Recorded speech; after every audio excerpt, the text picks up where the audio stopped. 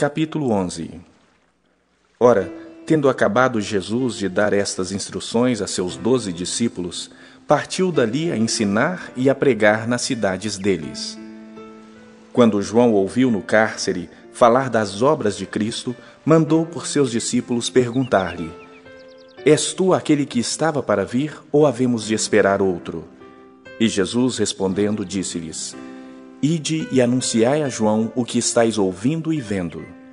Os cegos veem, os coxos andam, os leprosos são purificados, os surdos ouvem, os mortos são ressuscitados, e aos pobres está sendo pregado o Evangelho.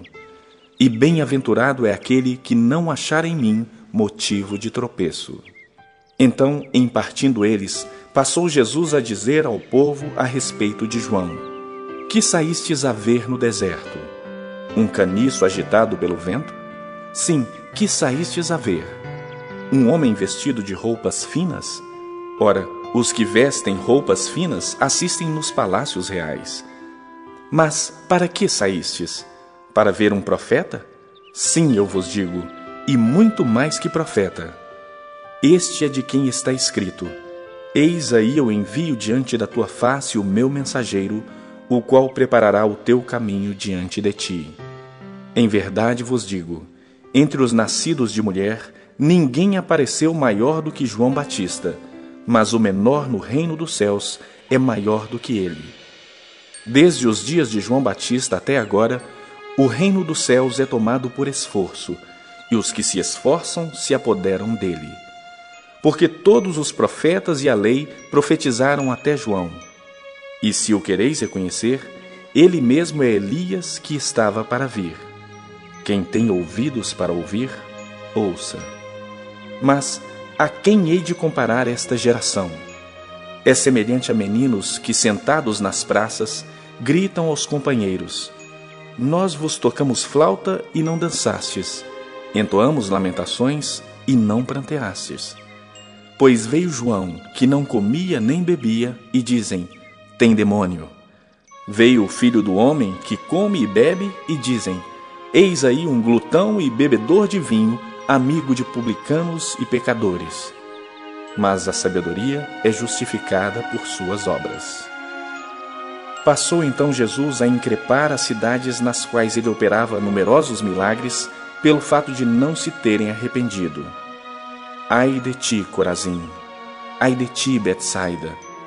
Porque se em Tiro e em Sidom se tivessem operado os milagres que em vós se fizeram, há muito que elas se teriam arrependido com pano de saco e cinza.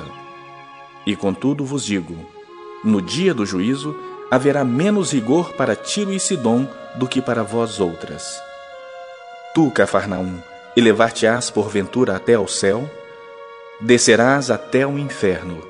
Porque se em Sodoma se tivessem operado os milagres que em ti se fizeram, teria ela permanecido até o dia de hoje.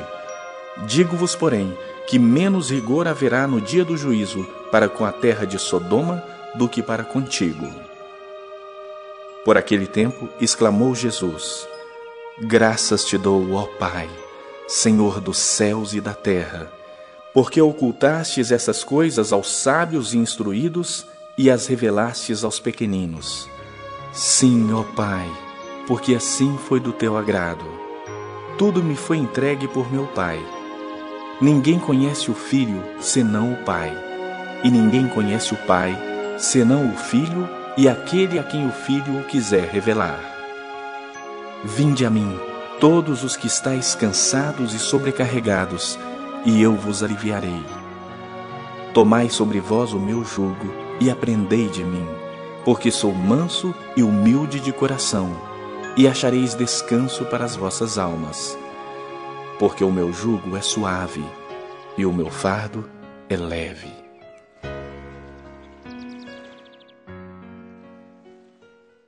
Capítulo 12. Por aquele tempo, em dia de sábado, passou Jesus pelas searas.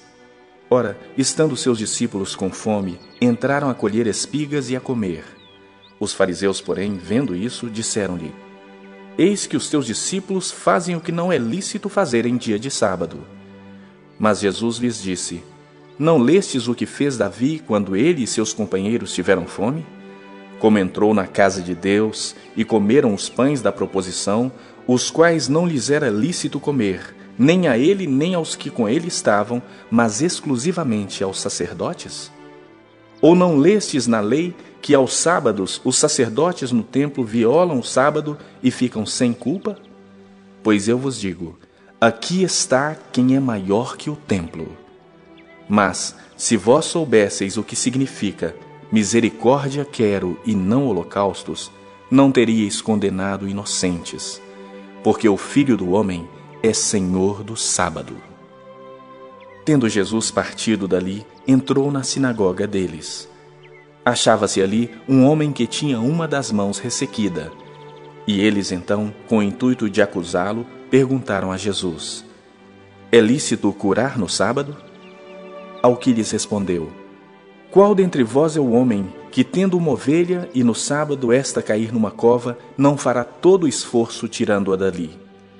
Ora, quanto mais vale um homem que uma ovelha? Logo, é lícito nos sábados fazer o bem.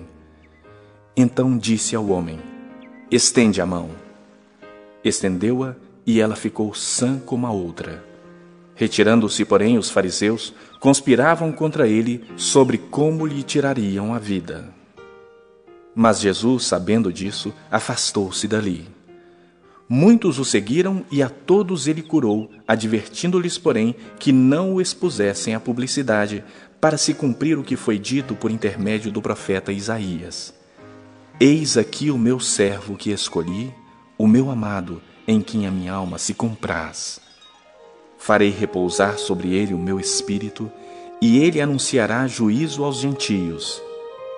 Não contenderá, nem gritará, nem alguém ouvirá nas praças a sua voz.